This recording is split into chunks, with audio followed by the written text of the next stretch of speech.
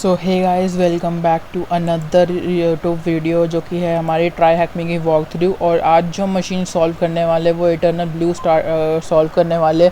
मैं ये मशीन इसलिए सॉल्व कर रहा हूँ क्योंकि जो मेरे 3 मंथ कोर्स का लास्ट मंथ स्टार्ट हो गया जो है एडवांस पेन टेस्टिंग, और एडवांस पेन टेस्टिंग की फर्स्ट क्लास है, तो ऑब्वियसली हम थोड़ी ईजी मशीन से सॉल्व करेंगे। ये जो ब्लू मशीन है ये बहुत ज़्यादा बिगिनर फ्रेंडली है, ठीक है। सबसे ईजीएस्ट मशीन है अभी तक की ब्लू, जो हमको सबसे पहले स्टार्टिंग में कर जाती है, ठीक है। इसमें विंडोज़ जो होती है, ब्लू जो है वो विंडोज़ बेस्ड मशीन है, ठीक है। एंड इसका जब अगर आप सॉल्व करते हो तो एक बैच भी मिलता है, ठीक है। तो हम सारा का सारा चीज़ें करेंगे। एंड ऑब्वियसली मैं जब ये रिकॉर्ड कर रहा था उससे पहले मैं इसको सॉल्व कर चुका था, तो मैंने इसको पहले से डिप्लॉय करके रख रखी है थी, ठीक है। तो मैं इसको डिप्लॉय नहीं करूँगा अगेन, बट अगर आपने अगर डिप्लॉय नहीं किया तो डिप्लॉय कर देना। करने से पहले आपको अपने OVPN में कनेक्ट करना पड़ेगा, और कैसे कनेक्ट करना है उसके लिए कमांड जो है वो आप स्क्रीन पे देख सकते हो कि हाईलाइट कर रखी है मैंने, sudo open VPN। और जिस भी फोल्डर में वो पार्ट डाल देना, अगर आप सेम फोल्डर में हो जिस फोल्डर में वो है फाइल, तो आप डायरेक्टली वो फाइल का नाम डाल देना, ठीक है। कभी कभार क्या होता है ना कि ये बीच में अटक जाता है, तो चिंता मत करना कि Ctrl+C करना और दोबारा स्टार्ट करना। अगर 3-4 बार करने के बाद भी अगर ये आपको बार बार ये दिखाना रीट्राइंग 5 सेकेंड 10 सेकेंड, तो आपका इंटरनेट में कोई प्रॉब्लम है जिसकी वजह से वो कनेक्ट नहीं कर पा रहा ट्राई हैकमी के सर्वर से, ठीक है। तो जब आप इसको कनेक्ट कर लोगे आपके इसमें कुछ IF कॉन्फ़िग करके आ जाए। अगर आप IF कॉन्फ़िग करके चेक करोगे तो TUN0 का इंटरफेस बन के आ जाएगा, यानी कि आपका सक्सेसफुली ट्राई हैकमी के सर्वर से कनेक्ट हो चुका है। अब कोई भी लैब जो है वो ऑटोमेटिकली डिप्लॉय कर सकते हो उसके अंदर, ठीक है। तो ये हमारा हो चुका है। तो हमारे जो क्वेश्चन है वो पहले हम पढ़ लेते हैं टास्क 1 के अंदर, ठीक है। इसका एक सीक्वल भी है जो कि है आइस, वो आइस आप अपने घर पे ट्राई कर सकते हो, ठीक है। एंड इसके बाद क्या है कि हमने क्या किया है कि अभी पूछ रहा है स्कैन द मशीन, ठीक है। Nmap से हम स्कैन कर लेंगे कितने पोर्ट्स ओपन है और मशीन किससे वल्नरेबल है। ऑब्वियसली अगर उसने क्वेश्चन पूछा है तो हम obviously hyphen script is equal to vulnerable का जो पैरामीटर है वो रन कराना पड़ेगा, ताकि हम पता करें कि Nmap की जो स्क्रिप्ट्स है उससे कोई वल्नरेबिलिटी निकलती है या नहीं निकलती है सिस्टम के अंदर, ठीक है। सो ये रीज़न था, ठीक है। तो हम अभी डायरेक्टली सॉल्व करते हैं। तो यहाँ पर ना मैं एक्चुअली अपना माइक ऑन करना भूल गया था लास्ट जब मैं रिकॉर्ड कर रहा था, तो मैं इसको स्टार्टिंग से रिकॉर्ड कर रहा हूँ। तो यहाँ पर जो है मैंने वो Nmap जो है मेरा कम्प्लीटली रन हो चुका है, ठीक है। और जब रन हो चुका है तो मैं आपको दिखा देता हूँ कि मैंने क्या कमांड डाली थी। मैंने जो कमांड डाली थी वो डाली थी Nmap-ss यानी सिनफ्लैग के लिए, -SV यानी वर्जन के लिए, -O यानी ऑपरेटिंग सिस्टम के लिए, -F script is equal to vulnerable, यानी कि जितनी भी डिफ़ॉल्ट स्क्रिप्ट्स हैं Nmap के अंदर वो सारी इस IP एड्रेस पे वो करेगा, और -V लगा दिया वर्बोसिटी के लिए। तो यहाँ आप देख सकते हो 139, 338, 135 और 445, ठीक है। Nmap हमने कंप्लीट कर दिया था, तो उसके लिए कोई आंसर नहीं चाहिए था। हमने जब स्कैन किया तो उसने पूछा था कि 1000 से नीचे कितने पोर्ट्स है, तो 3 पोर्ट्स आएंगे आपके, ठीक है। एक 139, 135 और 445, ठीक है। ये होने के बाद में आपका जो नेक्स्ट क्वेश्चन था कि क्या ये मशीन किसी से वल्नरेबल है या नहीं है, तो हम एक बार चेक कर लेते हैं नीचे जाके कि हमारी जो स्क्रिप्ट रन हुई है उसमें कोई हमको वल्नरेबिलिटी नहीं मिल रही है कि नहीं मिल रही है।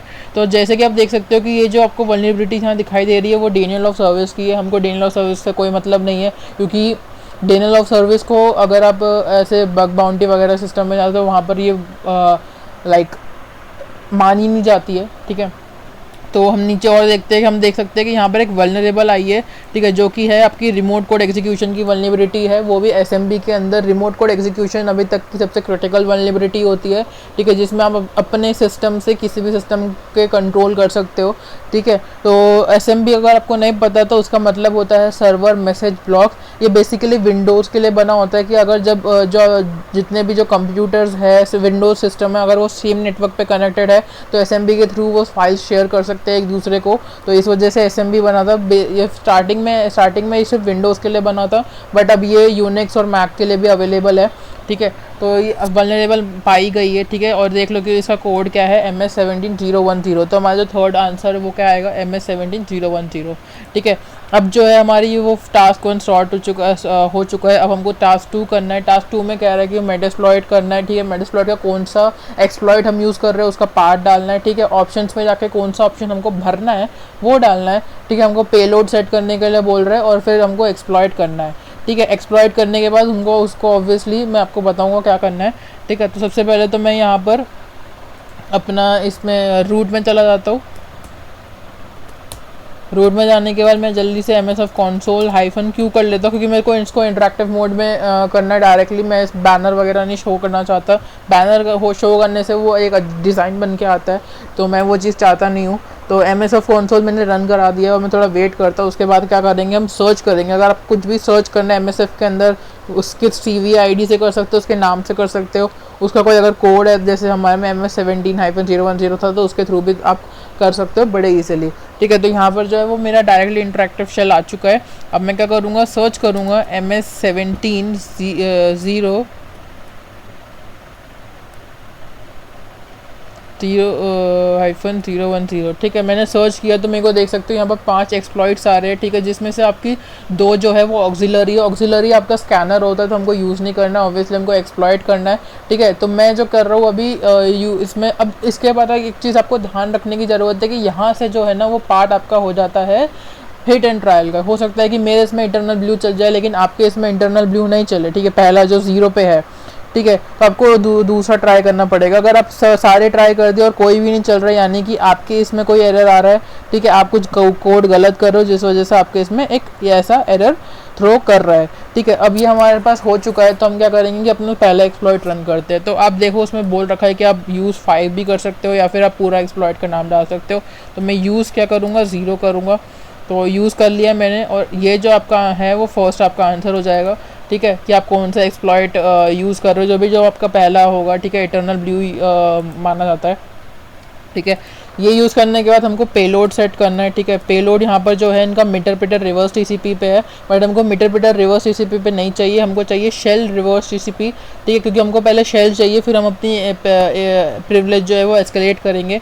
तो Windows 64 शेल रिवर्स TCP। ठीक है, यहाँ पर ये सेट हो चुका है। अगर मैं शो ऑप्शंस करके दिखाऊँ तो यहाँ पर जो है हमको अपना एल होस्ट सेट करना है और आर होस्ट सेट करना है। ठीक है, एल होस्ट में आप TUN0 डाल दोगे और आर होस्ट में आपको IP एड्रेस डालना है। तो आपका जो नेक्स्ट क्वेश्चन होगा कि आपको क्या फिल करना है, वो आपको सिर्फ आर होस्ट फिल करना है, क्योंकि अगर आप एक अटैक बॉक्स, इनके वेब पेज अटैक बॉक्स से करोगे तो ऑब्वियसली उसके अंदर जो होगा वो लाइक ऑटोमेटिकली सेट हो जाएगा एल होस्ट। तो हमको एल होस्ट यहाँ पर इग्नोर कर देना है बिल्कुल ही, और हमको सिर्फ और सिर्फ अभी आर होस्ट लाइक सेट कर देना है। ठीक है, तो आर होस्ट जो हमारा होगा वो आंसर होगा, बट हमको सेट तो दोनों ही करने हैं। तो सेट कर देते हैं आर होस्ट जल्दी से। ठीक है, शायद यही मेरी मशीन की IP थी, मैं एक बार चेक कर लेता हूँ। येस, ये मेरी मशीन की IP थी। और सेट एल होस्ट में अब देखो आपको ना TUN0 आपका जो आई है। ठीक है, अगर मैं IF कॉन्फ़िगर करके दिखाऊँ तो आप क्या कर सकते हो, आप ये डायरेक्टली IP एड्रेस डाल सकते हो, या TUN0 भी लिख दोगे तो भी वो ऑटोमेटिकली डिटेक्ट कर लेगा। तो मैं TUN0 लिख देता हूँ। तो यहाँ पे मैंने सेट कर दिया है। अगर मैं शो ऑप्शंस दोबारा करके दिखाऊँ तो सारा का सारा जो है वो सेट हो चुका है। ठीक है, और अब इसके बाद क्या कर देना है, हमको रन कर देना है। तो मैंने यहाँ पर जो है वो रन कर दिया है अपना। थोड़ा सा वेट करते हैं और देखते कि क्या ये एग्जीक्यूट होता है कि नहीं होता है। ठीक है, तो मैं यहाँ पर जो है वो कुछ भी काटूँगा वगैरह नहीं वीडियो को।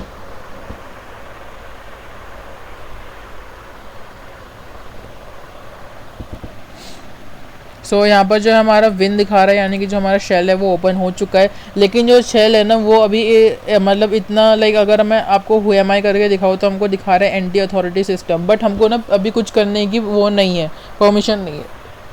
जैसे कि मैं यहाँ लिख देता हूँ PS। ठीक है, तो दिखा रहा है PS is not recognise as internal और एक्सटर्नल कमांड, बट एक्चुअल में ये कमांड है। ठीक है, तो अभी जो है हमको बेसिक लेवल ऑफ शेल मिला है, हमको अपनी जो प्रिविलेजेस है वो एक्सक्लेट करनी है। तो यहाँ पर हमारा जो टास्क 2 था वो हमारा कंप्लीट हो चुका है। अब हम अपने आते हैं टास्क 3 पे, कि आपको अब मेटास्प्लॉइट में एक ऐसा होता है कि जहाँ पर आप अपने शेल को मीटरप्रेटर में कन्वर्ट कर सकते हो। फिर मीटरप्रेटर में जब आपका आ जाएगा ना, तो उसके बाद आप उस पर कमांड्स रन करा सकते हो। हम गेट सिस्टम या फिर बहुत सारे ऐसे कमांड्स होते हैं जो हम यूज़ कर सकते हैं, जिससे कि हमको एक प्रॉपर शेल मिल जाए, हमारी जो प्रिविलेजेस है वो एक्सकलेट हो जाए हाईएस्ट पे। ठीक है, तो ये होने के बाद आपको क्या करना है कि इसको पहले तो Ctrl Z कर देना है। ठीक है, बैकग्राउंड कर देना है। तो मैंने कहा येस, तो मैं इसको बैकग्राउंड कर देना चाहता हूँ। इसके बाद जो होता है वो आपका होता है पोस्ट। ठीक है, फिर मैनेज। ठीक है, फिर होता है आपका shell to Meterpreter. Okay, so like मैं भी शायद मैं कुछ गलती कर रहा हूँ, तो एक काम करते हैं, ठीक है, हम एक कमा यहाँ डालते हैं शेल टू मीटर पीटर, कि हमको शेल से मीटर पीटर में कन्वर्ट करना है। ठीक है, हमारे पास शेल तो है लेकिन इसको मीटर पीटर में कन्वर्ट करना है, तो कैसे करना है। ठीक है, तो यहाँ पर आप देख सकते हो कि यहाँ पर क्या है कि आपके दो वेज है। ठीक है, हमको पहला वे नहीं करना है, हमको दूसरे वे से करना है। ठीक है, तो यहाँ पर जो है वो है यूज़ मल्टी,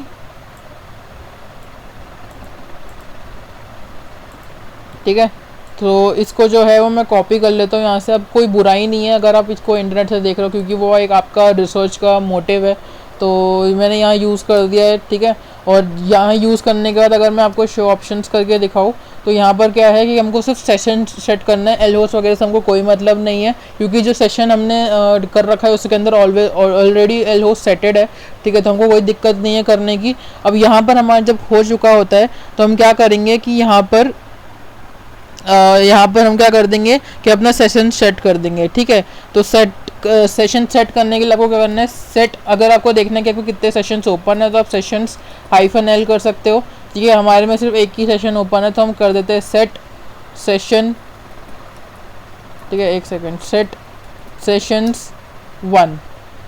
ठीक है, और ये सेट हो चुका है। अगर मैं ऑप्शन करके दिखाऊँ तो आपको देख सकते हैं perfectly it is okay. So it is not settled yet, तो कोई बात नहीं, हम सेट सेशन 1 कर देते हैं। अब दोबारा ऑप्शन करके देखते हैं तो हमारा सेशन सेट हो चुका है। तो यहाँ पर आपका जो आंसर बन के आएगा कि आपको पूरा पार्ट डालने के, अगर आपको शेल टू मीटर पीटर में करना है तो क्या आप क्या यूज़ करोगे मेटास्प्लॉइट के अंदर, तो ये वो है। सेशन हमको डालना था तो वो था, बाकी सारे आप पॉज करके अपना पढ़ सकते हो। ठीक है, तो मेरा यहाँ पर जो है वो हो चुका है। अब मैं क्या करूँगा, इसको सिंपली रन कर दूँगा तो ऑटोमेटिकली वो रन हो जाएगा। ठीक है, अब ऑटोमेटिकली सारा चीज़ करेगा, हमको सिर्फ अभी रिलैक्स करके बैठ के देखना है। ठीक है, तो अभी देखो वो ऑटोमेटिकली रन हो रहा है। ठीक है, मैंने कुछ भी छेड़खानी नहीं की है, वो ऑटोमेटिकली रन होगा। और अब स्टॉपिंग एक्सप्लॉइट मल्टी हैंडलर आ गया है, तो हमको क्या करना है कि हम ये होने के बाद एक सेकेंड, ठीक है, ये होने के बाद हमको क्या करना है कि अब इसको क्या करना है कि हमको एंटर कर देना है। ठीक है, एंटर करने के बाद हम डायरेक्टली इस पे आ जाएंगे। और अगर मैं आपको सेशंस करके दिखाऊँ, सेशंस -L, तो आप देख सकते हो कि 2 सेशंस ओपन हो रखे हैं, जिसमें हमको क्या मिल गई है, एंटी अथॉरिटी सिस्टम मिल चुका है। ठीक है, अब हमको क्या करना है कि हमको भी यूज़ करना है। अब यूज़ करने के लिए हम क्या करते हैं कि हमको जब भी कुछ चीज़ यूज़ करनी होती है तो हम डायरेक्टली क्या करते हैं, सेशंस -I3 कर सकते हैं, या सेशंस, ठीक है, सेशंस 2 कर सकते हैं। तो ऑटोमेटिकली उसने इंटरेक्शन कर दिया और एक मीटर पीटर शेल दे दिया है। मीटर पीटर शेल होने के बाद अगर मैं आपको सिस इन्फो करके दिखाऊँ तो यहाँ पर आप क्या देख सकते हो कि जॉन PC है विंडोज 7। ठीक है, और अगर मैं, ठीक है, अब हमको क्या करना है यहाँ से, ठीक है, जो हमारी सिस्टम है हमको ना एक अपना जो प्रिविलेज है वो एस्केलेट करना है। ठीक है, क्योंकि हम वो वहाँ पर रह के नहीं कर सकते, क्योंकि हम जो हमने पिछला शेल लिया था उसमें हम कोई भी कमांड डालेंगे ना वो हमको दिखाएगा कि इंटरनल और external command does not include. तो हमको ना एक प्रॉपर मीटर पीटर शेल चाहिए, उसके बाद हम मीटर पीटर पर जब हम आ जाएगा तो हम कुछ कमांड्स रन करा सकते हैं। ठीक है, तो यहाँ पर एक कमांड होती है गेट सिस्टम की। ठीक है, गेट सिस्टम से क्या होगा कि मीटर पीटर जो है वो उस गेट सिस्टम के अंदर अलग अलग टूल्स होते हैं जिससे वो ट्राई करेगा प्रिविलेज एस्केलेट करने की। ठीक है, तो मैंने गेट सिस्टम लिख दिया है यहाँ पर, और गेट सिस्टम करने के तुरंत बाद वो क्या दिखाएगा कि हमारी जो प्रिविलेज है वो एस्केलेट हो चुकी है। अब जैसे मैंने आपको बताया था कि लास्ट इसमें मैंने आपको बताया था कि हमको PS कमांड रन करनी है। ठीक है, PS कमांड रन करने से क्या होगा, बहुत सारी PID आ जाएगी। ठीक है, हमारे को जो चाहिए PID वो होगी हमारी CMD-EX वाली। ठीक है, cmd.exe, क्योंकि हमको बाकी से मतलब नहीं है, क्योंकि अगर हमको कोई भी कमांड रन करनी है तो ऑब्वियसली हमको cmd.exe तो यूज़ करना पड़ेगा ना, तो इस वजह से हम cmd.exe करते हैं। अब इसको ना हमारी जो क्या कहते हैं, जो हमारी अभी जो करंट आईडी है हमको उस आईडी से कन्वर्ट करके हमको cmd.exe वाली PPID पे कन्वर्ट करना पड़ेगा, तभी हम इसको आराम से यूज़ कर सकते हैं। ठीक है, तो मैंने क्या लिख दिया है, मैंने यहाँ लिख दिया है ओके हाँ ठीक है, PID पे करना है, PPID पे नहीं करना, माइग्रेट। और कहाँ पर हमारा CMD, तो 18 और 92, तो माइग्रेट कर दिया। तो माइग्रेटिंग दिखा रहा है कि माइग्रेट हो चुका है। अब थोड़ा सा टाइम लेगा और फिर हमारे पास क्या हो जाएगा, जैसे ही माइग्रेट कंप्लीट हो जाएगा, यानी कि हमारे पास अब पूरा का पूरा सिस्टम का है। ठीक है, सिस्टम का चीज़ हमारे पास है। तो हमको क्या करना है कि सबसे पहले तो ठीक है, इसने दे रखा है, अगर मैं आपको दिखाऊँ तो इसका जो क्वेश्चन है उन्होंने ये दे रखा है कि आपको PS कमांड रन करनी है, because VR system doesn't mean our process is okay, find the process towards the bottom of this list and that is running at NT authority system and write down the process ID. okay, migrate to this process, use the migrate process ID where you can this can take several attempts, migrating process is not very stable. ठीक है, अब क्या करना है, हमको cracking करनी है, ठीक है, हमको पासवर्ड निकालना है, तो पासवर्ड निकालने के लिए उन्होंने दे रखा है कि आप हैश डंप यूज़ कर सकते हो। ठीक है, तो मैं क्या लिखा, मैंने यहाँ लिखा हैश डंप। तो हैश डंप करने से ये देखो पासवर्ड जो है मेरे पास इनके आ चुके हैं, क्योंकि हमारी प्रिविलेजेस जो है वो एस्केलेट हो चुकी है, तो इस वजह से हम जो कमांड है वो ऑब्वियसली हम यूज़ कर पा रहे हैं। इसको क्या करना है, आपको कॉपी कर देना है और एक फाइल में स्टोर कर देना है। ठीक है, तो मैंने स्टोर करके रख रखा है, अगर मैं आपको दिखाऊँ तो ls-al ब्लू डॉट हैशेस के नाम से सेव कर रखा है मैंने। ठीक है, ब्लू डॉट हैशेस के नाम से सेव कर रखा है, तो हमको इसको डिकोड करना है, ठीक है, डिक्रिप्ट करना है। तो डिक्रिप्ट करने के लिए जो हम यूज़ करते हैं वो हम यूज़ करते हैं जॉन। जॉन एक ऐसा टूल है जिसके थ्रू आप कोई भी पासवर्ड जो है वो इजीली क्रैक कर सकते हो। आप PDF के जो पासवर्ड है वो भी क्रैक कर सकते हो, 7 रार पे रखा है, रार कर रखा है। ठीक है, आप हैशेस क्रैक कर सकते हो, कुछ भी मतलब क्रैकर के लिए यूज़ है, क्रैकर ही है। तो हम क्या करेंगे, सूडो जॉन, ठीक है, कमांड डालेंगे, फिर हम अपने फाइल का नाम डाल दिए ब्लू डॉट हैशेस। ठीक है, और यहाँ पर हम क्या क्या लिखना है, हाइफन वर्ड लिस्ट। ठीक है, और हमको यहाँ पर फाइल पार्ट डाल देना है कि हमारे क्या होगी। ठीक है, अब जो भी अब तो अगर तुम मशीन सॉल्व कर रहे हो ना, ठीक है, तो जब भी तुम्हारे पास एक क्रैकिंग का पार्ट आ जाता है तो तुमको rockyu.txt ही करनी है। ठीक है, अब कि तुमने अगर rockyu.txt का नाम नहीं सुन रखा है तो वो प्री बिल्ड आती है, ठीक है, सॉरी इनबिल्ड आती है सिस्टम के अंदर, आपके यूज़र शेयर वर्ड लिस्ट के अंदर जो डिफ़ॉल्ट डायरेक्टरी उसके अंदर होगी। आपको बस उसको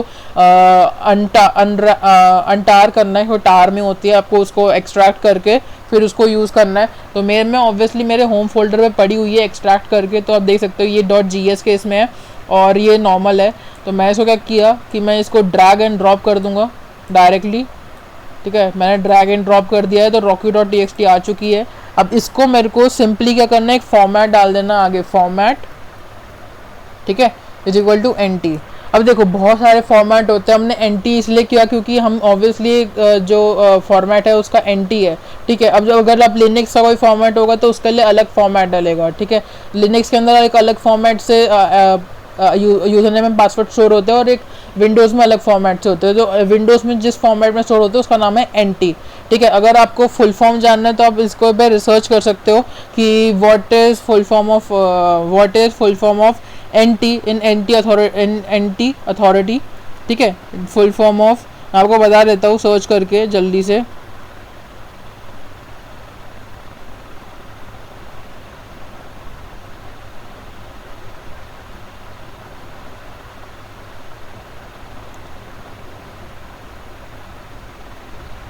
ओके, सो इसका कोई मेरे ख्याल से फुल फॉर्म नहीं है। ठीक है, सो इस वजह से क्योंकि मेरे को दिखा नहीं रहा है, बट फॉर्मेट जो है वो NT ही है। तो जैसे ही आप इसको एंटर करोगे अपना पासवर्ड डाल देना। ठीक है, और पासवर्ड डालते ही क्या करोगे कि ये दिखा देगा loaded to password, no password left to crack. Okay, so I think I am doing something wrong. ठीक है, बट मैं इसको पहले भी क्रैक कर चुका हूँ। ठीक है, तो हो सकता है वो दोबारा क्रैक नहीं करने दे रहा है मेरे को। ठीक है, तो मैं आपको दिखा देता हूँ कि मैंने जो क्रैक किया था वो कहाँ पर है। मैंने शायद इसके अंदर ऊपर क्रैक किया था इसको, या सो देख सकते हो मैंने यहाँ पर क्रैक करके रखा है इसको पहले से ही। और जब आप इसको सेम डालोगे, ठीक है, तो क्या करेगा कि आपके जो है वो लोड कर देगा और जो आपका जो rockyu.txt में से ही आपकी जितने भी है वो सारे स्कैन करके जो भी करेक्ट होगा वो आपको बता देगा। तो हम इसे कॉपी कर लेंगे। ठीक है, कॉपी करने के बाद हमारे क्या हम नीचे वापस आ जाते हैं अपना कि ये इस पे आ जाते हैं। ठीक है, तो हमारा ट्राई हैक में क्या बोल रहा है कि आपका जो लाइक नॉन डिफ़ॉल्ट यूज़र कौन सा है। एडमिनिस्ट्रेटर के अलावा नॉन डिफ़ॉल्ट यूज़र क्या है, जॉन है। ठीक है, क्योंकि हमको उससे पता लग गया था जब हमने हैश डंप किया था। अब वो कह रहा है कि कॉपी पासवर्ड जो है वो अपना पेस्ट कर दो। ठीक है, जो आपने क्रैक किया, तो मैंने क्रैक जो पासवर्ड है वो वहाँ पेस्ट कर दिया। अब नेक्स्ट क्या कह रहा है कि हमको फ्लैग फाइंड आउट करना है। ठीक है, फ्लैग फाइंड आउट करने के लिए हमको क्या करना है कि हमको अपने वापस से मेटरप्रेटर पे जाना है। वापस मेटरप्रेटर पे आ जाता हूँ, कंट्रोल स्क्रीन क्लियर कर दो, कंट्रोल L से स्क्रीन क्लियर कर सकते हो। यहाँ पे मैंने लिखा शेल। शेल लिखते ही क्या होगा कि वो मेरे को डायरेक्टली विंडोज सिस्टम 32 पे पटक देगा। ठीक है। विंडो सिस्टम 32 पे पटकने के बाद भाई, क्योंकि हम अभी विंडो सिस्टम 32 के अंदर है, हमको क्या करना है, हमको बाहर आना है और सी फोल्डर में जाना है, ठीक है, सी ड्राइव में जाना है। तो उसको करने के लिए क्या होता है कि आपको सिंपली लिखना होता है CD और बैकस्लैश, बस, ठीक है, जिससे कि आपको वो डायरेक्टली कहाँ पटक देगा, यहाँ पर। अगर आप PWD करके देखोगे, ओके, सो यहाँ PWD नहीं होती है, सो यहाँ पर मेरे को नहीं पता है यहाँ पर क्या कमांड यूज़ होती है, ठीक है, बट यहाँ पर जो आप अगर आप अभी देखोगे तो आप सी ड्राइव पे हो, ठीक है। सी ड्राइव पे अगर करने के बाद आपको DIR करना है।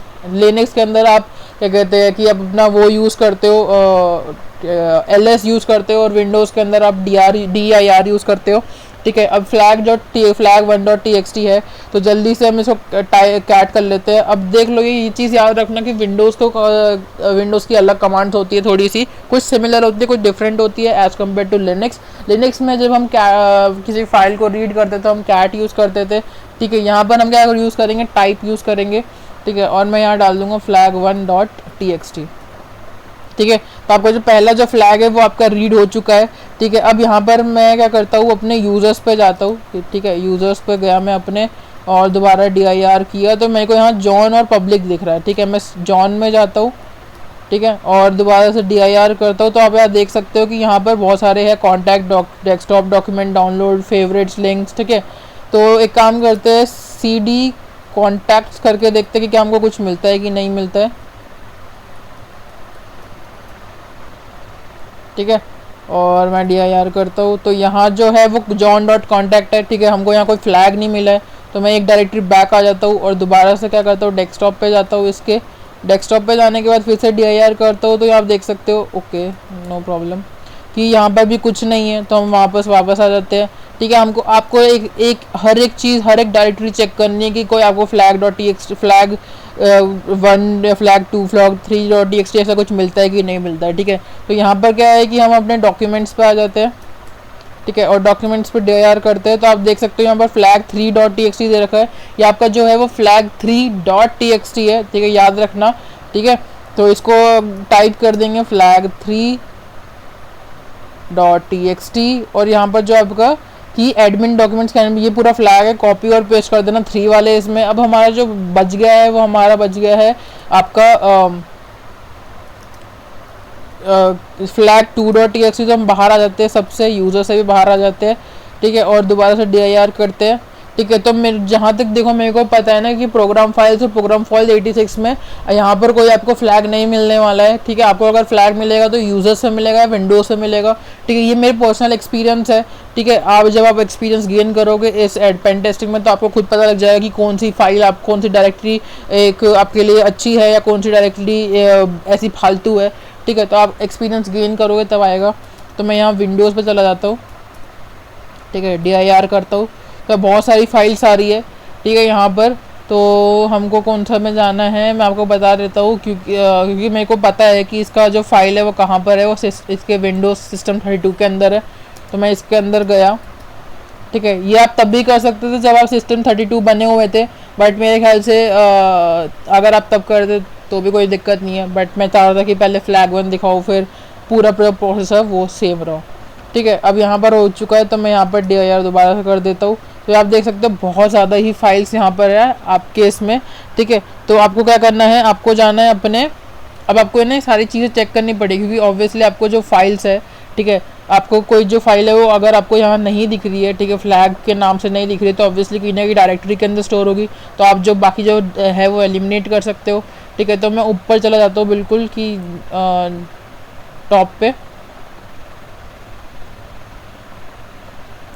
ठीक है। तो यहाँ पर हमारे में एडवांस इंस्टॉलर है, ऑब्वियसली एडवांस इंस्टॉलर तो अलग चीज़ हो जाती है, ठीक है। एक ARSA है, ये भी हमारे काम की नहीं है, और इसके बाद हमारा bg.bg आ जाएगा, ये भी हमारा काम का नहीं है, ठीक है। जो हमारा मेन काम का है वो मैं आपको बता दूँ कहाँ पर होगी, वो हमारा जो है मेन काम का वो हमारा होगा यहाँ पर, ठीक है, क्योंकि मैं इसको सॉल्व कर चुका हूँ इसलिए मैं बता रहा हूँ डायरेक्टली, बट आपको अगर हर एक डायरेक्टरी सर्च करनी है, ठीक है। तो यहाँ पर हमारे कॉन्फ़िग के अंदर चले जाते हैं, ठीक, कॉन्फ़िग में ऑब्वियसली कोई अगर बेसिक बंदा भी होगा जिसको विंडोज़ का नॉलेज होगा, उसको पता होगा कि जितनी भी कॉन्फ़िगरेशन फाइल्स होती है वो सारी कॉन्फ़िग के अंदर स्टोर होती है। यहाँ पर DIR करूँगा तो आप देख सकते हो यहाँ पर जो है आपका flag2.txt करके लिखा आ रहा है, तो इसको हमने क्या कर लिया, टाइप कर लिया flag2.txt।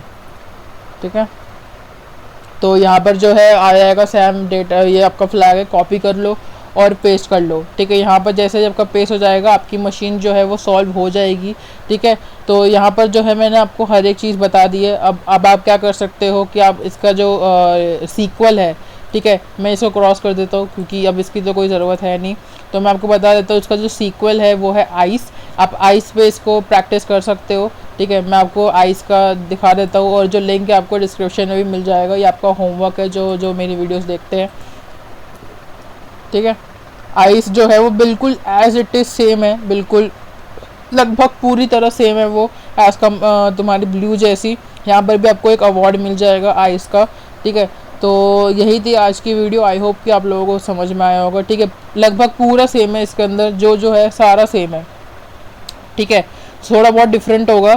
ठीक है, 1% डिफरेंट, बाकी सारा सेम है। तो यहाँ पर जो है मैंने आपको सारी चीज़ें बता दी है। आई होप आपको समझ में आई होगी, और अगर कोई भी डाउट हो, कुछ भी प्रॉब्लम हो, कोई नहीं समझ में आ रही, तो आप मेरे को पिंग कर सकते हो किसी भी टाइम पे। ठीक है, बाकी जितने भी आंसर्स है, ठीक है, सो मैं समझा रहा था। अब मैं आई गेस कि आप लोग समझ चुके होंगे। तो मिलते हैं नेक्स्ट वीडियो में। Till then good bye, take care, bye bye.